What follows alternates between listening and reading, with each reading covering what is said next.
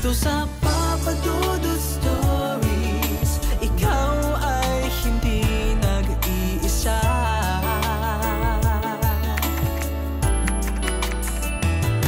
Dito sa Papa Dudut Stories, may nagmamahal sa'yo.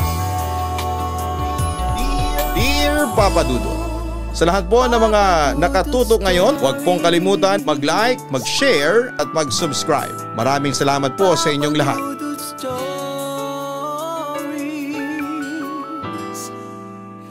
Papa Dudut Stories.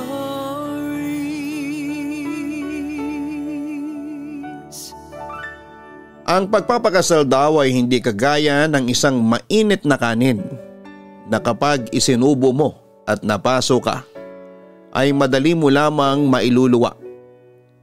Ito'y isang panghabang buhay na commitment kasama ang taong pinili mong maging kabiyak ng iyong puso. Ang pag-aasawa ay hindi puro kasiyahan. Hindi ninyo maiiwasang dumaan sa napakaraming pagsubok at problema.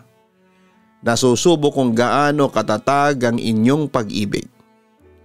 Ngunit paano kung ang maging problema mo ay ang iyong mismong asawa? Magagawa mo pa rin bang makasama siya habang buhay kung nabibingi ka na sa sigaw ng kanyang pagmamahal? Dear Papa Dudut, hindi ko inakala na darating ako sa point ng aking buhay na magagawa kong isulat ang kwento ng aking asawa.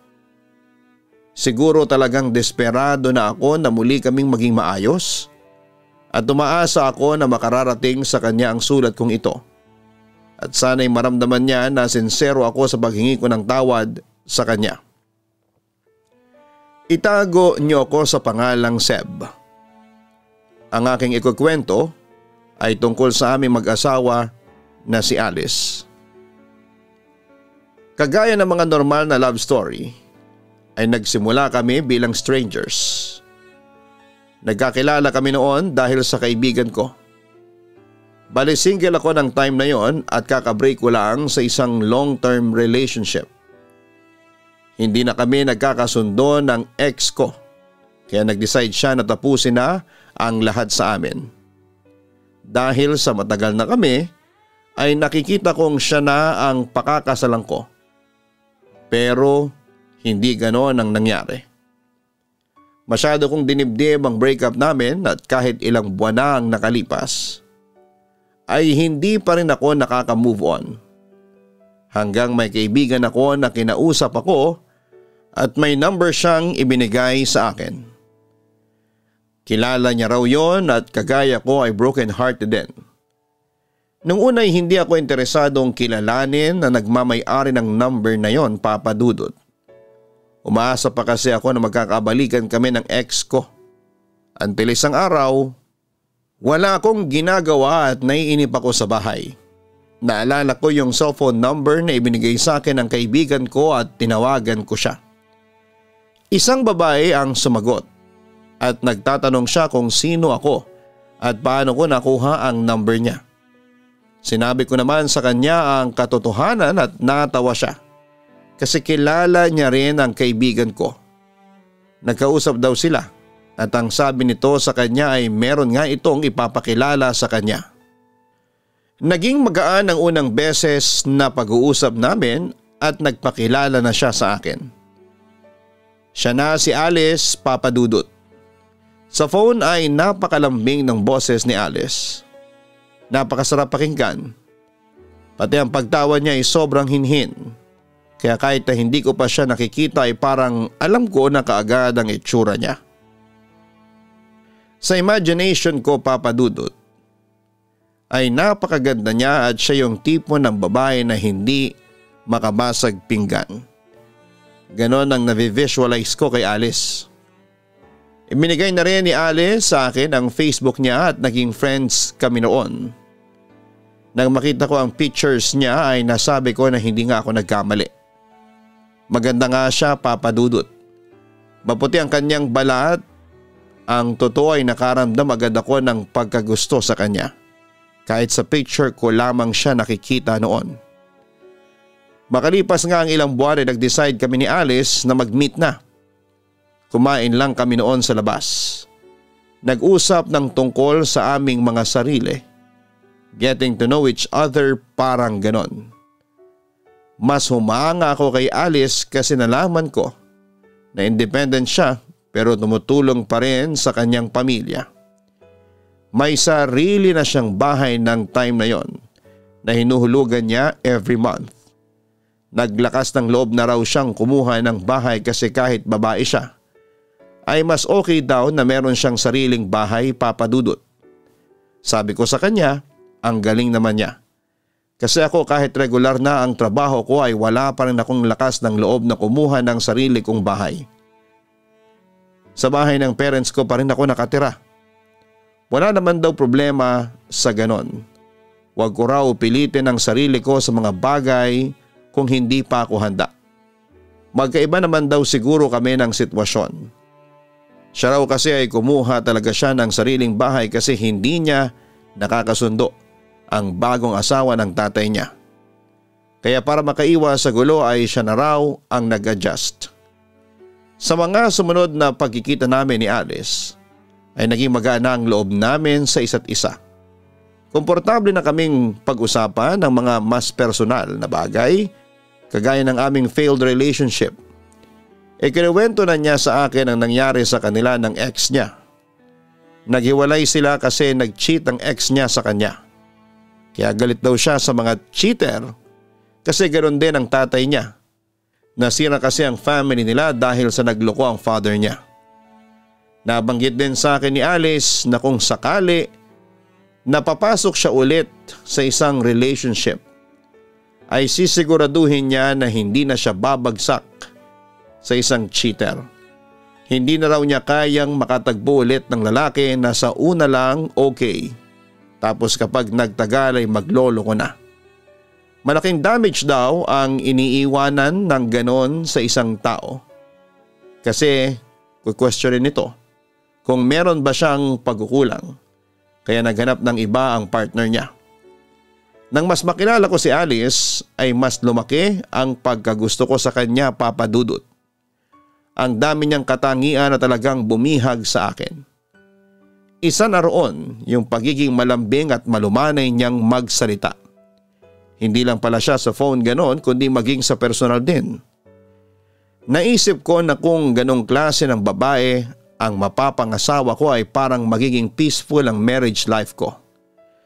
Lumaki kasi ako sa isang pamilya na palagi nagsisigawan ng nanay at tatay kapag nag-aaway.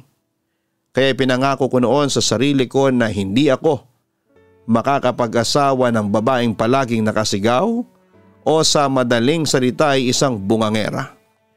Sa pagtagal pa ng pagkakakilala namin ni Alice ay nakaramdam ako na mahal ko na siya. Hanggang sa naglakas loob na akong manligaw sa kanya kahit na hindi ako sigurado kung sasagutin ba niya ako. Ganoon naman talaga sa panliligaw, Papa Dudut. Parang sugal. Hindi mo malalaman kung mananalo o matatalo ka kung hindi ka marunong sumugal. Worth it naman ang pagsusugal ko kasi makalipas ang ilang buwan ay sinagot na ako ni Alice. Isa yon sa mga pinakamasayang araw ng buhay ko, Papa Dudut. Natuwa rin yung kaibigan kong naging daan para magkakilala kami ni Alice. Ang sabi niya alam niya na magugustuhan namin ni Alice ang isa't isa. Kaya gumawa talaga siya ng way para magtagpo kami. Dahil sa alam ko na ang ayaw ni Alice ay alam ko na kung paano siya i-handle. Hindi ko ipinaparamdam sa kanya na maghahanap ako ng iba. Kasi alam ko na ayaw niya sa cheater. Isa pa ay wala rin naman akong planong magloko noon kasi mahal na mahal ko si Alice. Hindi ko siya kayang saktan at lokohin. Ilang buwan bago mag-isang taon ang aming relasyon ay nabuntis ko si Alice, Papa Dudut. Sa totoo lang ay wala yon sa plano namin. Siyempre gusto rin namin na bago kami magkaroon ng anak ay makasal muna kami. Pero dahil nandun na yon ay pinanindigan na naming dalawa. Ginawa namin yon kaya dapat ay hindi na kami nagulat sa mga pwedeng mangyari. Saka alam ko naman na doon din kami darating. Medyo napaaga nga lang, Papa Dudut. Natanggap naman ng pamilya ko ang bagay na yon at ganon din sa side ni Alice. Ang nanay lang niya ang kinausap namin. Ano na ang plano ninyong dalawa? Tanong ng nanay ni Alice sa amin.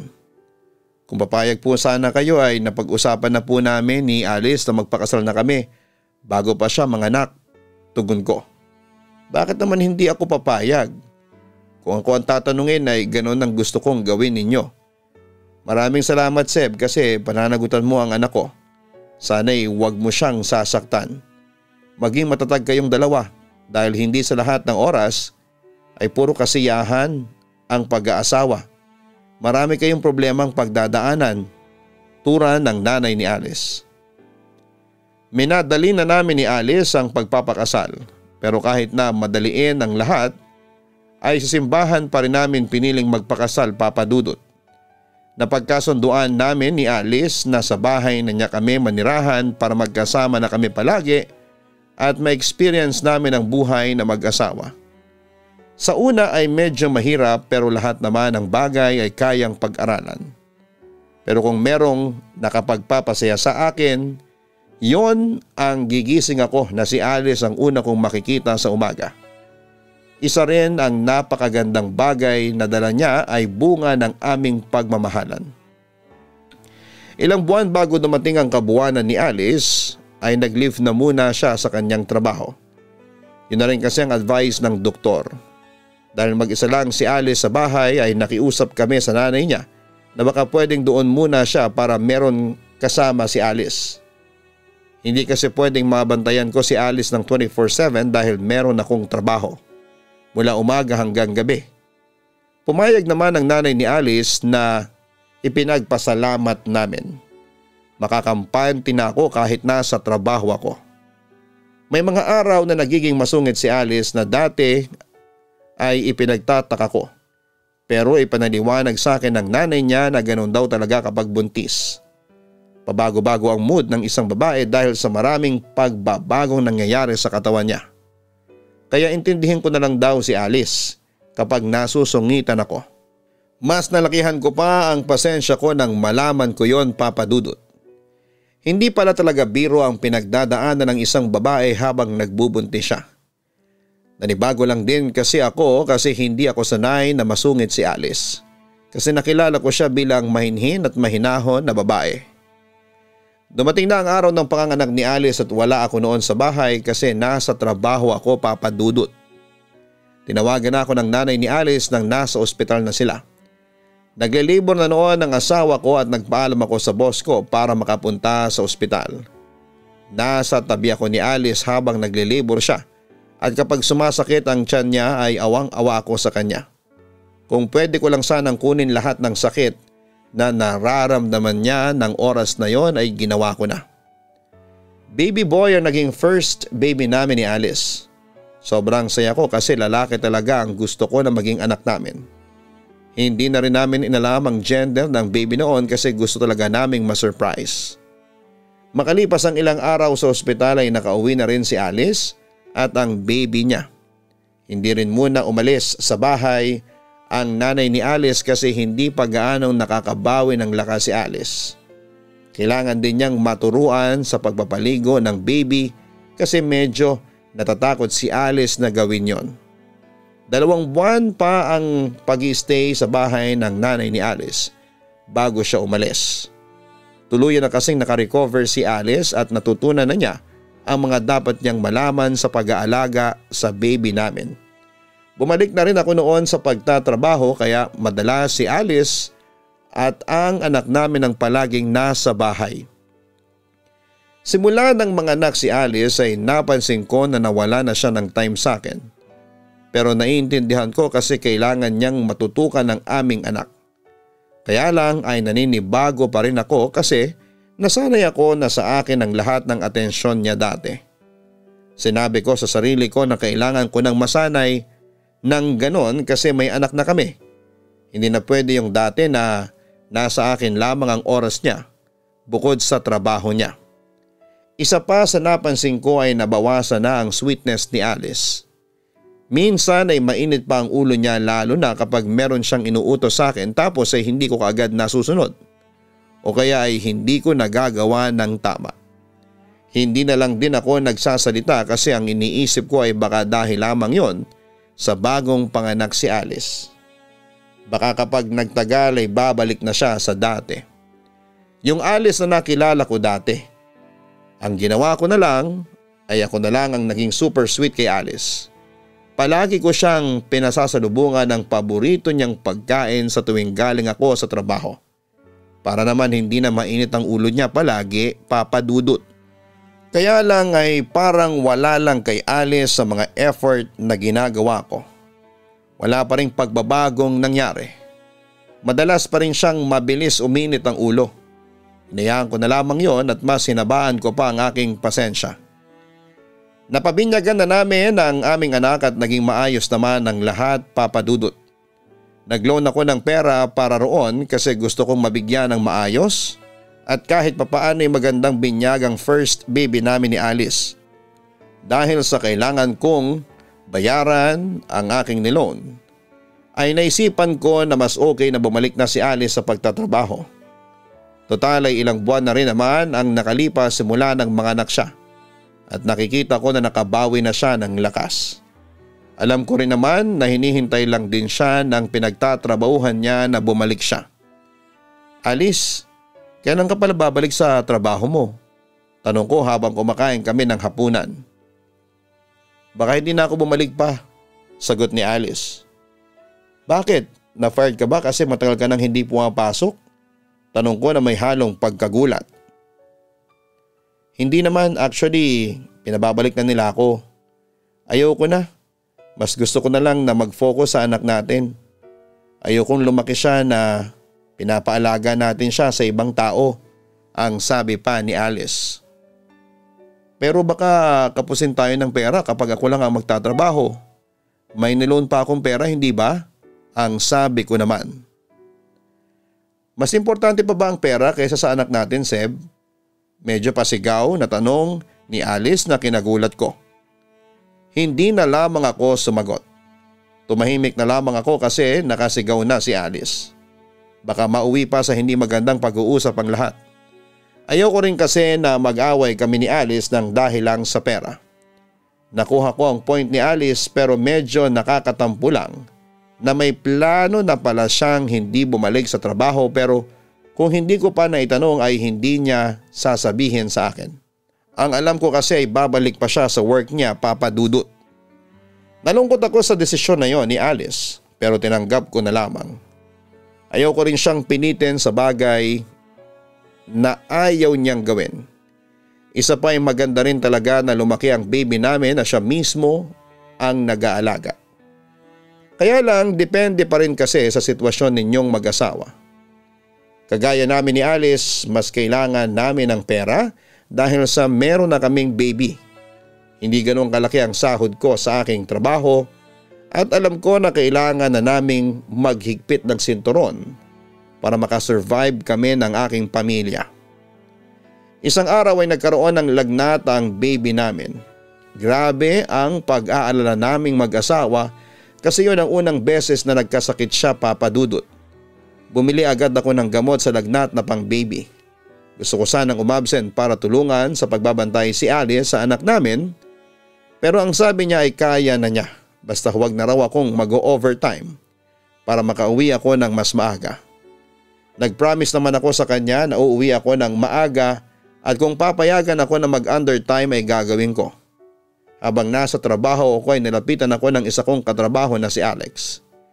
Sinabi niya na nag-aaya ang boss namin na mag-inom sa isang bar after ng shift namin. Pasensya ka na, Alex. Hindi ako po pwede.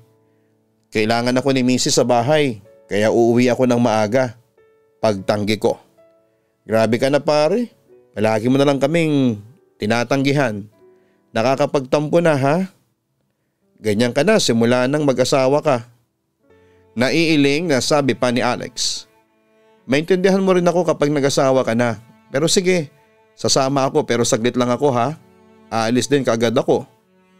Turan ko. Pagkatapos akong kausapin ni Alex ay tinawagan ko kagad si Alice para sabihin sa kanya na nag-aaya ang boss namin na mag-inom. Ang sabi ko ay hindi na ako nakatanggi kasi nagtatampo na ang mga katrabaho ko sa akin. Pinayagan naman ako ni Alice basta umuwi raw agad ako. Medyo okay naman na raw ang anak namin, bumaba na kahit papaano ang lagnat.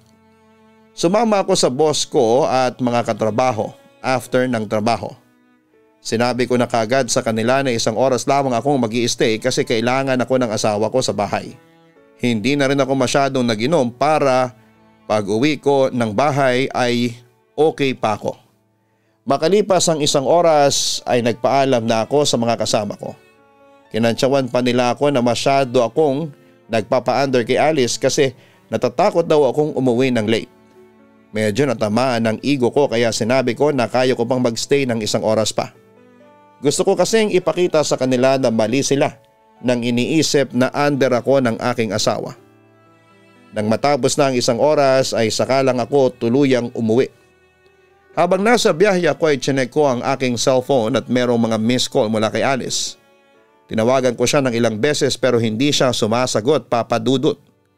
Ang naisip kong reason kung bakit tumatawag si Alice ay baka nagagalit siya sa akin kasi hindi ako umuwi sa oras na pinag-usapan naming dalawa.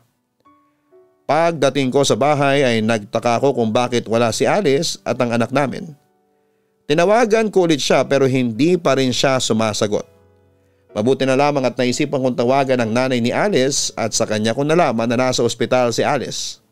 Tumawag pala si Alice sa kanya para sabihin na parang kinukumbulsyon ang anak namin. Siyang tumulong kay Alice na dalhin sa ospital ang anak namin, Papa Dudut. Inalam ko kung nasa ang ospital sila at kahit medyo lasing ako, ay pinuntahan ko sila roon. Nang makarating ako ng ospital at nakita ko ni Alice, ay nakita ko na may galit sa mukha niya. Nilapitan ko si Alice at tinanong kung kumusta na ang anak namin. Tinatawagan kita pero hindi ka sumasagot. Sa tingin mo matutuwa ako? Sigaw ni Alice. Wala na siyang pakialam kahit na may ibang tao na nakakarinig sa kanya. Sorry. Hindi kasi ako pinaalis ng mga kasama ko. Nasa bag ang cellphone ko at nakasilent kaya hindi ko napansing tumatawag ka pala. Sabi ko. Sa tingin mo, may magagawa pa ba yung sorry mo? Seb, alam mo may sakit ang anak mo pero mas pinili mo pang mag-inom. Patuloy na sigaw ni Alice. Huwag ka namang sumigaw, nakakahiya. Turan ko. Nahihiya ka na malaman ng iba ang ginawa mo? Pero sa amin ng anak ko, hindi ka nahihiya? Malakas na sabi pa ni Alice. Sorry na nga. Ang sabi mo ay medyo okay na si baby nung huling nagkausap tayo. Ang sabi ko. Medyo lang, pero hindi pa talaga siya okay. Hindi mo alam kung gaano ako nag-alala nung tumitirik na ang mata ng anak natin. Tapos wala ka sa bahay. Ang naiiyak na wika pa ni Alice. Kagaya ng palagi kong ginagawa kapag lumalakas na ang boses ni Alice ay tumatahimik na lamang ako. Lalo na at wala na kami sa bahay namin ng time na yon, Papa Dudut. Nahihiya na talaga ako sa mga taong nakakarinig sa amin. Baka isipin nila na napakawalang kwenta kong tatay kasi mas pinili kong mag-inom kaysa bantayan ng anak kong may sakit. Sa totoo lang, nakampante kasi ako nang sabihin ni Alice na medyo okay na ang anak namin. Sa kabilang banda ay hindi ko rin masisisi si Alice kung bakit binulyawan niya ako sa ospital kasi natakot siya sa pwedeng mangyari sa anak namin. Kaya lang nami-miss ko rin talaga yung dating si Alice. Yung hindi sumisigaw. Yung mas pinipili na maging mahinahon kahit pa nagagalit siya sa akin. Yung kalmadong magsalita. Parang sa isang iglap ay biglang nagbago ang lahat sa kanya. Parang naging ibang tao na siya, Papa Dudut. Isang araw na na-confine ang anak namin sa ospital. Umuwi na rin kami sa bahay namin, hindi pa rin ako pinapansin ni Alice. At napakatipid na mga sagot niya sa akin kapag meron akong tinatanong sa kanya. Kaya alam ko na galit pa rin siya sa akin. Gusto ko man siyang suyuin at kausapin, ay mas pinili kong hayaan na lamang muna si Alice hanggang sa humupa ang galit niya sa akin, Papa Dudut. Pero inabot na ng 1 linggo ay hindi pa rin nagbabago ang pagtrato ni Alice sa akin. Hindi na rin ako nag-reach out sa kanya kasi ang palagi kong iniisip ay baka magalit siya sa akin.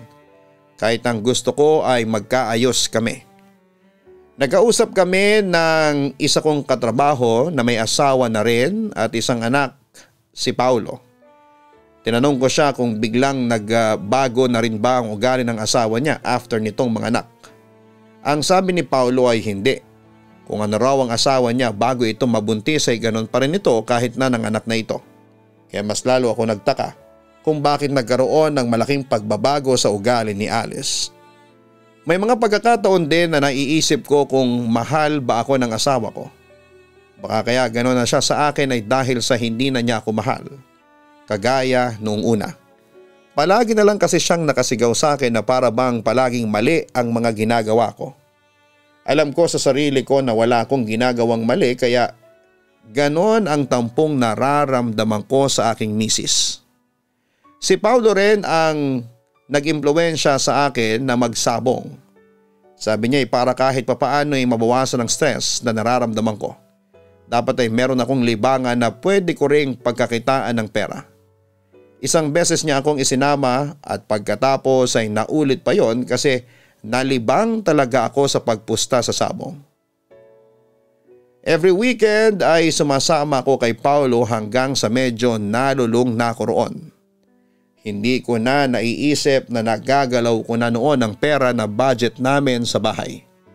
Bakit ito lang ang sahod mo ngayon, cut off? Tanong ni Alice sa akin nang ibigay ko sa kanya ang sinahod ko.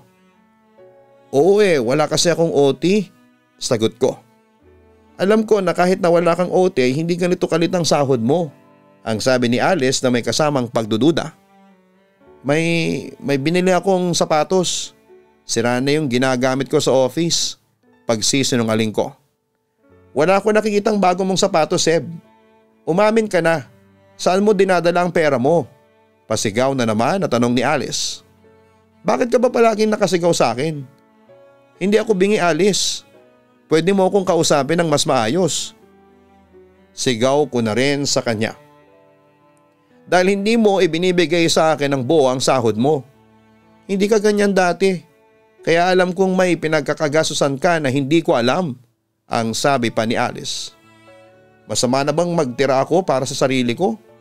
Pinaghirapan ko naman ang perang yan Katwiran ko. Wala akong sinabi na huwag kang magtira ng para sa'yo. Kung may bibilhin ka at paggagamitan ka ng pera, sabihin mo sa akin para alam ko. Sigaw ulit ni Alice. Alam mo tama na tong pag-uusap na to. Hindi na maganda. Nag-aaway na tayo ng dahil lang sa pera. Pag-iwas ko at tinalikuran ko na si Alice. Ang totoo, kaya ko tinapos ang usapan namin yon ni Alice ay naririndi na ako sa pagsisigaw niya. Napakabungangera na niya, Papa Dudut. Saka natatakot na rin ako na masabi ko na sa sugal ko ginagastos ang iba pang parte ng sahod ko. Alam ko na mas mabubungangaan ako ni Alice kapag nalaman niya ang bagay na yon. Sigurado ako na mas lalong magagalit ang asawa ko sa akin. Pinilit ko naman na alisin na sa sistema ko ang pagpusta sa sabong. Alam ko kasi ng time na yon na hindi na tama ang pagkalulong ko sa isang sugal. Baka dumating ang araw na buong sahod ko ay ilaan ko na roon. Noong una akala ko ay kaya ko pero bumabalik pa rin ako. Hinahanap na siya ng katawan ko. Kaya sobra rin akong nagsisisi kung bakit ko pa pinasok ang ganong gawain. Nakaka-addict siya. Lalo na kapag may araw na pakiramdam ko ay swerte ako. Sasabungan agad ang punta ko pero mas maraming beses pa akong natatalo kesa ang manalo. Nang dahil din sa pagsasabong ko ay nakilala ko si Noemi. Siya yung magandang babae na nagra-round girl sa sabungan. At nagsasayaw din siya para pang-aliw sa mga naroon, Papa Dudut. Nagagandahan ako sa kanya pero hanggang doon lang noong una. Pero nang mabigyan ako ng pagkakataon na makilala si Noemi, ay nagbago ang lahat ng nararamdaman ko. Natalo kasi ako sa sabong kaya lumabas muna ako para manigarilyo. Habang naninigarilyo ako ay lumapit si Noemi sa akin at nanghiram sa akin ng lighter kasi magyuyose rin siya. Naalala ko si Alice kay Noemi dahil sa pagsasalita niya. Mainhin at parang ibang-iba pala si Noemi kapag nasa loob siya ng sabungan. Nagkakwentuhan kami at nalaman ko na matanda ako sa kanya ng 2 taon. Sabi niya ay malapit na raw siyang umalis sa trabaho niya roon kasi magko-call center agent na siya. Ayaw lang daw talaga niyang maging tambay kaya pinasok niyang trabaho sa sabungan saka para magamit na rin niya ang talent niya sa pagsasayaw. Nagkahulihan kami ng loob ni Noemi. Nagkapalitan ng number at araw-araw na kaming magka-text. Lahat ng iyon ay hindi ko pinaalam kay Alice. Kahit na alam ni Noemi na meron akong asawa at anak ay patuloy pa rin siya sa pakikipag-usap sa akin. Medyo nagkakagusto na ako sa kanya ng time na yon. Hanggang sa may nangyari na sa amin ni Noemi Papadudot. Inaya niya kasi akong mag-inom sa apartment niya. Kahit na alam ko na ganon ang mangyayari at mali yun ay tumuloy pa rin ako. Napakasarap kasing kausap ni Noemi. Para siyang si Alice noong unang beses ko siyang nakilala. Kumbaga'y kalmado ako kay Noemi na hindi na naibibigay ni Alice sa akin kasi palagi siyang nakasigaw sa akin. Sa tuwing binubungangaan ako ni Alice ay tumatakbo ako kay Noemi kasi siya ang nagpapakalma sa akin. Inabot na ng buwan na walang kamalay-malay si Alice sa pagtataksil ko sa kanya. Isang gabi nag-away naman kami ni Alice. Wala akong pasok ng araw na yon at umalis si Alice ng tanghali. Dadalaw daw siya sa nanay niya kasama ang anak namin. Sinabihan niya ako na meron kaming sinampay na nilabhan niya. Madilim daw ang langit kaya kapag umulan ay ipasok ko kaagad para hindi bumaho ang mga damit. Ang nangyari nakatulog ako. Hindi ko alam na umulan pala. Nawala na rin sa isipan ko ang mga damit na nakasampay sa likod ng bahay nang magising ako. Pag-uwi ni Alice ay galit na galit siya nang malaman na hindi ko ipinasok ang mga damit nang umulan. Basang-basa pa rin tuloy ang mga yon. Nagsorry ako kay Alice at ipinaliwanag kong nakatulog ako pero hindi pa rin tumigil ang bibig niya sa pagsisigaw sa akin. Galit na galit pa rin siya hanggang sa hindi ko na naman kinaya at umalis na lang muna ako sa bahay. Pinuntahan ko si Noemi sa apartment niya at may nangyari na naman sa aming dalawa. Binungangaan ka na naman ng asawa mo, no? Tanong ni Noemi sa akin pagkatapos naming magsiping. Oo, napakababaw ng dahilan. Dahil lang sa sinampay. Alam mo minsan nga ay naiisip kong hiwalayan na siya. Magsustento na lang ako sa anak namin. Hindi ko na kayang pagiging bungangera niya. Sumbong ko kay Noemi. Bakit kasi hindi mo pa siya hiwalayan? Tapos tayong dalawa na lang ang magsama, ang sabi pa ni Noemi. Paano magsama? Naguguluhan kong tanong. Dito ka na tumira, tayo na, ayaw mo ba? Nangaakit na tugon pa ni Noemi. Nagustuhan ko ang sinabi ni Noemi Papadudot. Nang time kasi na yon, pakiramdam ko ay hindi ko na kayang makasama pa ng matagal si Alice. Si Noemi na ang gusto kong makasama kasi hindi niya ako binubungangaan. Napaka-relax ako kapag siya ang kasama ko. Pero ang sabi ko kay Noemi ay pag-isipan ko muna ang bagay na yon. Sa mga lumipas na araw ay nag-isip ako hanggang sa makapag-decide ako na hiwalayan si Alice. Yun nga lang ay hindi ko alam kung paano at kailan ko yon sasabihin. Ipinaalam ko na rin kay Noemi ang desisyon ko na yon. At ang sabi niya ay bilisan ko nang sabihin yon kay Alice para magkasama na talaga kami. Ngunit kung kailan naman desidido na akong makipaghiwalay kay Alice ay saka naman siya biglang nagbago Papadudot. Napansin ko na hindi siya sumisigaw sa akin kahit pa nagkakamali ako. Bumalik yung dating Alice na maasikaso at talagang nararamdaman ko na mahal ako. Kaya lang ay huli na ang lahat kasi nakapag-decide na akong hiwalayan siya. Dumating na ang araw na sinabi ko sa sarili ko na kailangan ko nang sabihin kay Alice ang kagustuhan kong hiwalayan siya. Narealize ko rin na baka kapag pinatagal ko pa ay mas lalo lang kaming mahirapan na dalawa. Late na akong umuwi ng gabing yon, naginom ako ng kaunti para meron akong dagdag ng lakas ng loob. Pagpasok ko sa kwarto ay tulog na si Alice at katabi niya ang anak namin. Nagising siya at tinanong niya agad kung kumain na ba ako. Nagtaka ako kasi ang buong akala ko ay bubungangaan niya ako kasi late na akong nakauwi. May sasabihin ako sa iyo, Alice. Panimula ko. Ano yun? Pwede bang mamaya na? Nagugutom ka ba? Iinitin ko lang yung ulam. Nagluto ako ng paborito mo, ang sabi pa ni Alice. Busog pa ako. Matagal na kasi itong tumatakbo sa utak ko. Aware ka naman siguro na simula ng mga anak ka ay palagi na tayo nag-aaway.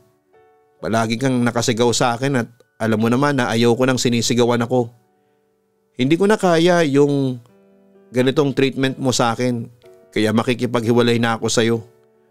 Huwag ka mag-alala kasi hindi ko kakalimutan ang responsibilidad ko sa anak natin. Magsusustento pa rin ako. Diretsong sabi ko. Tumahimik si Alice. Nakatingin siya ng diretsyo sa mata ko. Dahil ba dun sa babaeng pinupuntahan mo sa isang apartment? Mahal mo na ba siya? Tanong ni Alice. Paano mo nalaman? Nagtataka kong tanong. Ayon kay Alice, ng gabi na nag-away kami dahil sa sinampay ay sinundan niya ako nang umalis ako. Kasama niya raw ang anak namin. Nakita niya raw ako na pumunta sa isang apartment at isang magandang babae ang nagpapasok sa akin. Matagal na raw siyang nakakaramdam na may ibang babae ako at nang gabing yon ay nakumpirma niya na totoo ang kanyang kutob. Na-realize daw ni Alice ang pagiging bungangera niya sa akin. Hindi niya raw gusto na sumigaw palagi ngunit ang bilis daw talagang uminit ng ulo niya kahit pa nanganak na siya. Nakausap na raw niya ang nanay niya tungkol doon at ganoon daw talaga ang ibang babae kapag bagong panganak. Binali rin daw ni Alice ang sinabi niya dati na kapag nag-cheat ang isang lalaki sa kanya ay hihiwalayan na agad niya. Iba na raw pala kapag may asawa na. Talagang hindi raw sana siya bibitaw kasi may anak na kami na maaapektuhan. Naisipan daw ni Alice na ibalik ang dating siya dahil nagbabaka sakali siya na iiwan ko na si Noemi kapag ganon ang kanyang ginawa. Kaya hindi raw siya makapaniwala na hihiwalayan niya ako. Sa huli ay tinanong ako ni Alice kung magiging masaya ba ako kapag naghiwalay kami at sumama ako kay Noemi. Ang sagot ko ay oo. Mahal na mahal daw ako ni Alice kaya kung yon ang makapagpapasaya sa akin ay ibibigay niya. Hindi na ako pinahirapan pa ni Alice sa paghihiwalay naming dalawa, Papa Dudut. Sa sandaling yon ay wala akong ibang iniisip kundi ang sarili kong kaligayahan. Umalis na ako sa bahay ni Alice at kay Noemi na ako nanirahan. Nabalitaan ko na bumalik na sa pagtatrabaho si Alice at ang nanay na niya ang nag-aalaga sa anak namin. Hindi naman ako pumalya sa pagsusustento sa anak namin. Masaya naman kami ni Noemi noong una. Nasabi ko pa nga na tama lang pala ang naging desisyon ko. Pero sobrang ikli lamang ng panahon na naging masaya ako sa piling ni Noemi dahil nang halos 3 buwan pa lamang kami ay doon na lumabas ang tunay na ugali ni Noemi. Sobrang selosa niya. Kahit mga kaibigan kong babae ay pinagseselosa niya. Sabi pa niya ay nagawa ko na raw lokohin ang asawa ko kaya pwede ko rin daw yung gawin sa kanya. Hanggang sa may mga bagay na akong hindi nagagawa dahil pinagbabawalan ako ni Noemi kasi grabe siyang magselos. Kahit mga kaibigan ko ay hindi ko na rin nakakasama. Pati ang password ng cellphone ko ay alam niya kasi palagi niyang chinecheck ang phone ko at baka raw may iba pa akong babae. Dumating na ako sa point na napagod na ako sa relasyon namin ni Noemi. Doon ko na-realize na nagkamali ako ng pag-iwan kay Alice. Kahit kasi binubungangan ako ni Alice ay nagagawa ko pa rin ang mga bagay na gusto ko. Pero kay Noemi pakiramdam ko ay isa akong bata na dapat sabihin lagi ang dapat gawin. Hindi ko na rin kinaya ang lahat at nakipaghiwalay na ako kay Noemi. Naisipan kong balikan si Alice at ayusin ulit ang aming pamilya. Pinuntahan ko si Alice sa bahay niya at maayos naman niya akong hinarap. Hiwalay na pala kami ni Noemi, ang sabi ko kay Alice. Bakit? Anong nangyari? Tanong niya. Masyado siyang selosa. Pakiramdam ko ay preso na ako na nakukulong sa apartment niya. Ang sabi ko. Ganon ba? Hayaan mo na. Makakahanap ka rin ng tamang babae para sa'yo. Ang sabi pa ni Alice. Sa totoo lang, Nahanap ko na ang tamang babae pero pinakawalan ko. Hindi ko kasi siya naintindihan kung bakit bigla siyang nagbago. Sarili ko lang kasi ang iniisip ko at hindi ko iniisip na may pinagdadaanan siya kaya naging ganun ang ugali niya. Seryosong sabi ko. Seb, ibig mo bang sabihin ay makikipagbalikan ka sa akin? Tanong ni Alice habang naluluha. Oo kung papayag ka. Gusto kong ayusin natin ang pamilya natin. Turad ko. Ang akala ko ay papayag si Alice sa gusto kong mangyari, Papa Dudut. Pero ang sabi niya ay narealize niya na hindi na may babalik sa dati ang tiwala niya sa akin. Malaki raw ang chance na maging kagaya siya ni Noemi na sobrang silosa at baka kapag nangyari yon ay hiwalayan ko ulit siya. Mas maganda raw na maging magulang na lamang kaming dalawa sa anak namin. Mahal pa rin naman daw niya ako pero hindi raw yon sapat para gustuhin niya akong bumalik sa buhay niya kasi wala na siyang tiwala sa akin. Sobra ako nasaktan sa naging sagot ni Alice pero hindi pa rin ako humihinto sa pagsuyo sa kanya.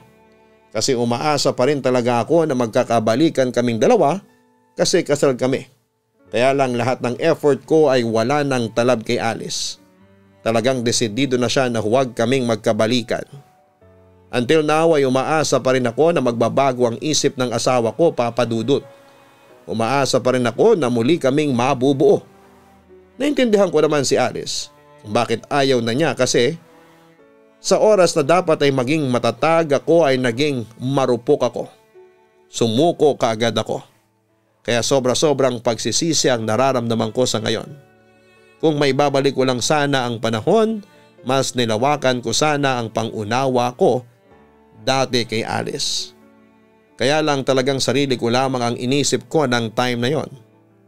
Lubos na gumagalang, Seb. Gaya ng pinangako ng mag-asawa noong kinasal sila na magsasama sila sa hirap at ginhawa, ay masasabi po natin na ang pag-aasawa ay hindi palaging masaya. Darating ang mga araw na magkakaroon kayo ng hindi pagkakaunawaan kaya dapat ay merong kang mahabang pasensya sa iyong kabiyak.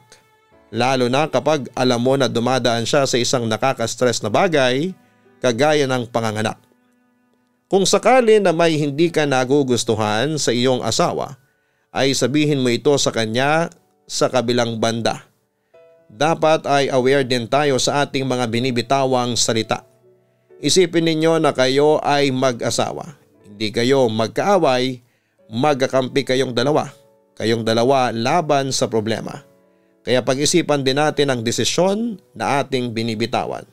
Dahil sa huli maaari mo itong pagsisihan at hindi ka na mabigyan pa ng pagkakataon upang maitama ito.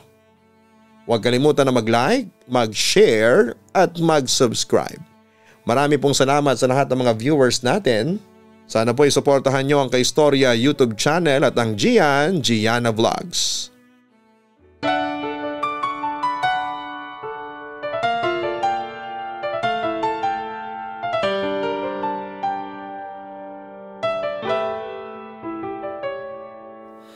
Ang buhay ay mahiwaga,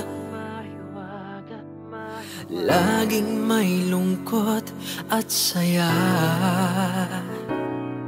Sa Papa Dudut Stories, laging may karamay ka.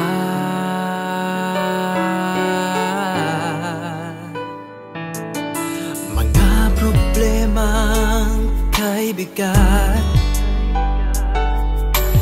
dito ay pakikinggan ka. Sa Papa Dudut Stories, kami ay iyong kasama.